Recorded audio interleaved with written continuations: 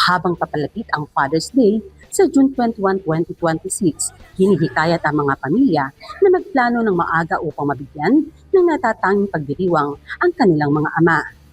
Ayon sa mga travel at lifestyle platform, tumataas ang demand para sa restaurant reservations, family activities, at weekend getaways tuwing Father's Day.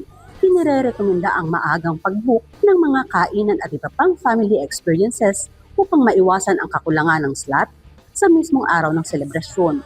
Maaari ring maghanap ng mga lokal na event, konsyerto at sport activities bilang alternatibong bonding experience para sa buong pamilya.